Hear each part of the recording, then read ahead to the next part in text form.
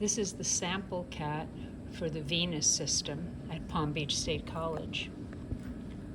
When I look at the upper veins, the first thing I find as a landmark is this big vein here, and I see that it's going down into the heart. In fact, this is the superior vena cava. In the cat, it can also be called the anterior vena cava.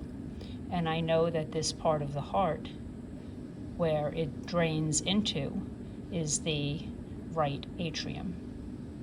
So this superior vena cava gives off a branch, or two branches actually, a left and a right, internal mammary veins. And you see them here, the left and the right internal mammary. And then the superior vena cava branches into two. And these two branches are the brachiocephalic veins. So here's the right brachiocephalic and the left brachiocephalic. And the brachiocephalic vein gives off a branch here going towards the arm. And this branch here is the subclavian. This is the subclavian vein. And the subclavian vein gives a branch and follows the same pattern, in fact, as the subclavian artery. It gives a first branch that comes from down deep here, this here, and this is the subscapular vein, the subscapular. And then after that branch, the subclavian vein becomes the axillary vein.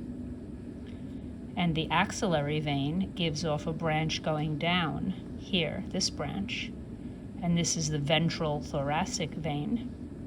And after this branch, the axillary vein becomes the brachial vein. So you can see that the superior vena cava branches, the two branches are the brachiocephalic veins. And then the first branch off the brachiocephalic here is the subclavian vein.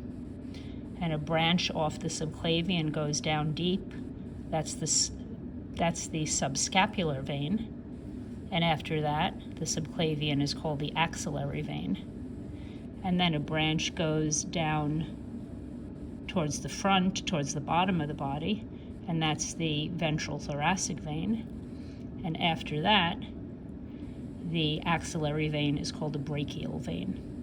Okay, so brachial, it's important to remember in the veins that the blood flow is toward the heart. So it's kind of misleading that we trace it from the heart, because really the blood is going into the brachial vein and also coming from the ventral thoracic vein, and then flowing into the axillary vein, where it's joined by blood from the subscapular, and then flowing into the subclavian vein, and then joining the brachiocephalic vein, and then flowing down the superior vena cava, and then into the right atrium. So that's the blood arriving from the chest wall and from the front leg. And here are the veins that show the blood arriving from the head. So after the brachiocephalic branch of the subclavian, it's still called the brachiocephalic, strangely enough. And then it branches into two here, and these are the most famous veins. We all know them. This is the internal jugular vein, and this is the external jugular vein. And here in the cat, the internal jugular is kind of thin, and the external jugular is much fatter. It's the opposite case in the human. The internal jugular is the fat one.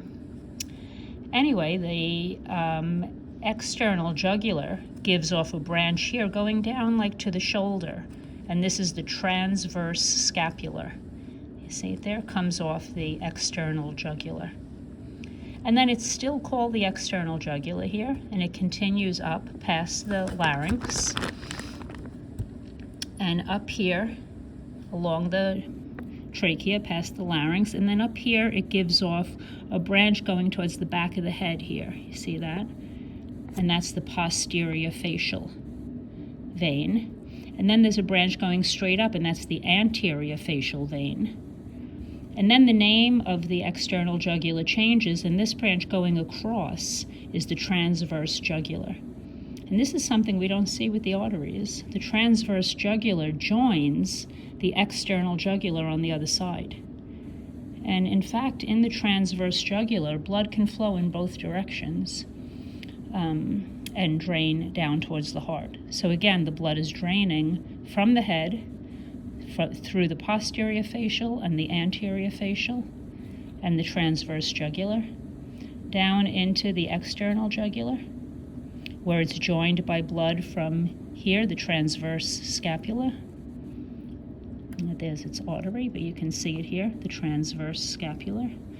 And they join here, it's still called the external jugular. Then the internal jugular joins, and now it's the brachiocephalic. And then where the branch occurs, it becomes the superior vena cava.